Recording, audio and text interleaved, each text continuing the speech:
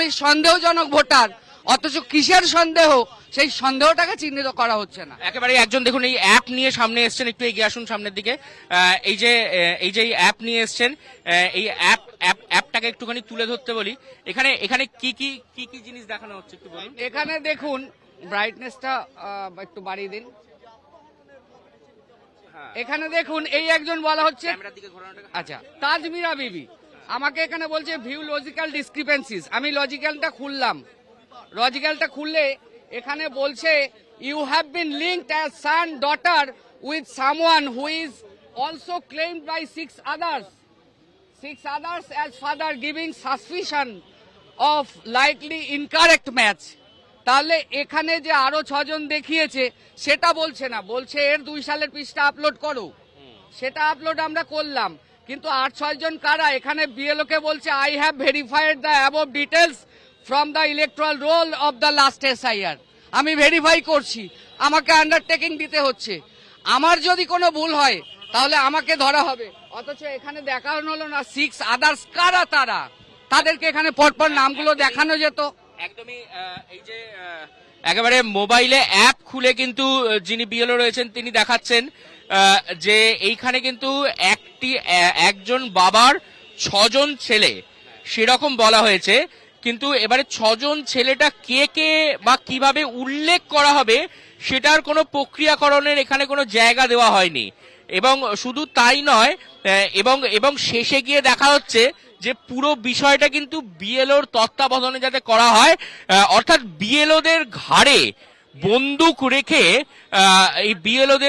বন্দুক রেখে নির্বাচন কমিশন চালাতে চাইছে এমনটা বলছেন কিন্তু বিএলওরা। কি বলছেন, এরকমই কি কিছু বিষয়? একদম সঠিক। আমাদেরকে বিএলওদেরকে শুধু নয়, এইআরওদেরকেও বলির পাঠা বানানো হচ্ছে। আর মাইক্রো অবজারভার হচ্ছে সেন্ট্রাল গভর্নমেন্টের কর্মচারী, তাদেরকে নিয়োগ করা হচ্ছে। কিন্তু তারাও যখন দেখছে শুনানিতে হাজির হয়ে যে না সত্যি ভোটারদের কখনো ভুল নেই, তাহলে তাদের বাদ দেবো কি করে? তখন কমিশন মাইক্রো অবজারভারদের উদ্দেশ্যে বলছে যে মাইক্রো অবজারভাররা কাজ করছে না।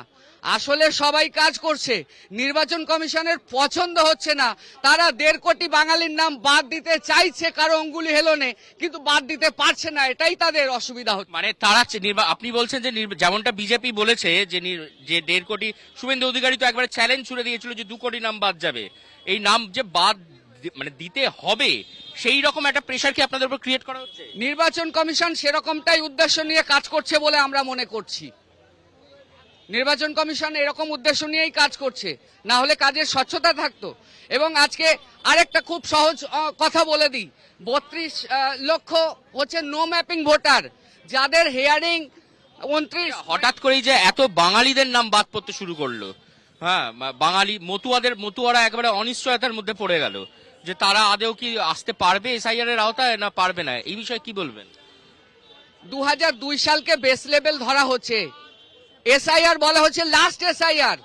তার অর্ডার কোথায়? লাস্ট এসআইআর বলে কিছু হয়নি, যেটা হয়েছিল intensive revision, IR not SIR.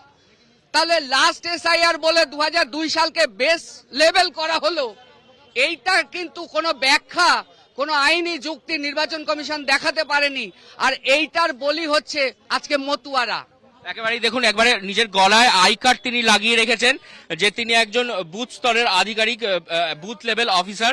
তিনি দাঁড়িয়ে কিন্তু একেবারে এখানে দাঁড়িয়ে বিক্ষোভ দেখাচ্ছেন। পেছনে আরেকজন রয়েছে, একটু আমরা তার সাথে কথা বলার চেষ্টা করব।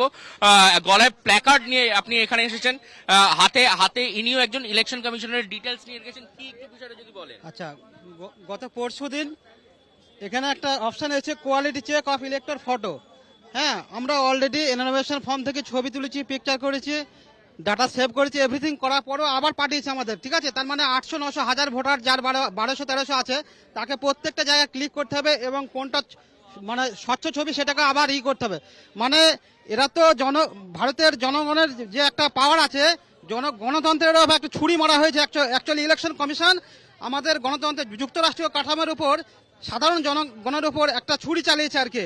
মানে অগত্য একটা অত্যাচার। একটা আপডেট শেষ হতে না হতেই পরবর্তী 2-3 ঘন্টার মধ্যে নেক্সট একটা আপডেট। আপনাদের কি এরকম ভাবে ট্রেনিং দেওয়া হয়েছিল? আমাদের ট্রেনিং এ কিচ্ছু দেওয়া হয়নি, শুধু election commission, central election commission শুধু অর্ডার দিচ্ছে, সেই অর্ডারে বলে সমস্ত প্রেসারটা সব বিএলওতে করতে হচ্ছে। উপরে ইআরও তিনারাই শুধু অর্ডার দিচ্ছে আমাদের। এবং আমাদের যে কাজের ক্যাপাসিটি, আমাদের যে জীবন আছে একটা, সেই লাইফ অ্যান্ড লিবার্টি, আমাদের ফান্ডামেন্টাল একটা রাইট, মৌলিক অধিকার, সেটাও আমাদের যেমন ব্যাহত হয়েছে, তেমনি আমরা স্কুল টিচার, স্কুলে গিয়ে শিক্ষকতা করি, বাচ্চাদের কিন্তু শিক্ষার একটা অধিকার, তাদের সেই অধিকার হরণ করেছে নির্বাচন কমিশন, এবং আমাদের জীবন এবং জীবিকার অধিকারটা হরণ করেছে। মানুষ এভাবে বাঁচতে পারে না। এটা 2 বছরের কাজ, সেটা 2 থেকে 3 মাসের মধ্যে করাতে চাইছে, মানে মৃত্যু মুখে বিএলওদের ফেলে দিয়েছে। এবং শুধু তাই নয়, আশেপাশে যে পরিবেশ তৈরি করা হয়েছে, একটা আতঙ্কের পরিবেশ করা হয়েছে, যে কোনো ভোটারের যদি নাম বাজায় বিএলওকে এসে কিন্তু প্রেসার হচ্ছে। কিন্তু সেই দায়িত্ব নির্বাচন কমিশন নেবে। পরবর্তী ক্ষেত্রে আমাদের জীবন এবং জীবিকা এবং কর্মক্ষেত্রে যে একটা দীর্ঘমেয়াদী জ্যোতি পড়ে গেছে, তার জন্য দায়ী ইলেকশন কমিশন। অবশ্যই দেখো, আরেকজন বিএলও তিনি কিন্তু দেখাচ্ছেন যে তাদের নতুন নতুন করে কাজের যে চাপ, সেই কাজের চাপ বাড়ানো হচ্ছে। এখানে দেখা যাচ্ছে যে এখানে দুটো ছবি দেওয়া রয়েছে। ওনারা বলছেন যে ইলেকশন কমিশন থেকে একবারে ওভারনাইট খালি একটা করে মেসেজ, ফোন কল আসছে, এবং তাতেই নতুন একেবারে তাদের যে নির্দেশিকা সেটা জানানো হচ্ছে। এখন তাদের কাজ হয়েছে যে দুটো ছবির মধ্যে কোন ছবি স্বচ্ছ সেই ছবিটাকে সিলেক্ট করে আবার সাবমিট করতে হবে, তাই তো? হ্যাঁ, এবার এই যে এই কাজ মানে ইতিমধ্যেই বিএলওরা এক পর্যায়ের কাজ সম্পন্ন করেছেন। তারা বলছেন যে তাদের যদি 1000 মানে কারুর বিএলওর পার্টে যদি 1000 বা 1500 মানুষ থাকে, তাহলে সেই 1-1500 যেটা কাজ তারা সবে সম্পন্ন করেছেন সেটাকে আবার প্রথম থেকে শুরু করে করতে হবে। অর্থাৎ একই কাজ বারবার ধরে করিয়ে এইভাবে মানসিক চাপ তৈরি করা হচ্ছে। আর সব থেকে বড় ইন্টারেস্টিং পয়েন্ট সেটা হচ্ছে যে কিন্তু সামনেই মাধ্যমিক উচ্চ মাধ্যমিক পরীক্ষা আসছে, এবং এই যে বিএলওর কাজে যারা নিযুক্ত হয়েছেন তাদের অধিকাংশ যারা রয়েছেন তারা শিক্ষক ব্যাকগ্রাউন্ড থেকে আসছেন। তারা হয় প্রাইমারি স্কুলের শিক্ষক, নয় উচ্চ মাধ্যমিক স্কুলের শিক্ষক। তাহলে যখন বিএলওরা, আপনারা যখন এখানে দাঁড়িয়ে রয়েছেন, এখানে আন্দোলন করছেন বা বিএলওর কাজ করছেন, তাহলে ছেলে মেয়েদের পড়াশোনাটা কি হবে?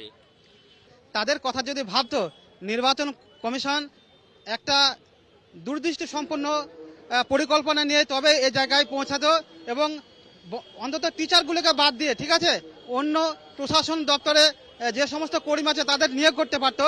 তাহলে বাচ্চার যে ভবিষ্যৎ, তাদের যে গ্যাপ, তাদের লার্নিং একটা বিশাল গ্যাপ তৈরি হয়েছে। এই 2-3 মাসের মধ্যে তাদেরকে আমরা না পেরেছি সুশিক্ষা দিতে, না পেরেছি স্কুলে ঠিক টাইমে যেতে, না পেরেছি সেখানে ডিসিপ্লিন, নিয়মানুবর্তিতা স্কুলে যেটা শেখানো হয় আর কি, মানে যারা ভবিষ্যতে নাগরিক তৈরি হবে সেই নাগরিকের মেরুদণ্ড ছেঁটে দেওয়া হচ্ছে। মানে শিক্ষায় জাতির যেটা মেরুদণ্ড, তাকে সেই মেরুদণ্ডকে ভেঙে গুড়িয়ে দেওয়া হয়েছে। এবং এটা এমন একটা নির্দেশ দিচ্ছে যে ভবিষ্যতে মানে মানুষ যাতে শিক্ষিত না হয়, বোকা হয়ে থাকে, হ্যাঁ, তাতে যারা রাজনীতি করে তাতে রাজনীতি করতে সুবিধা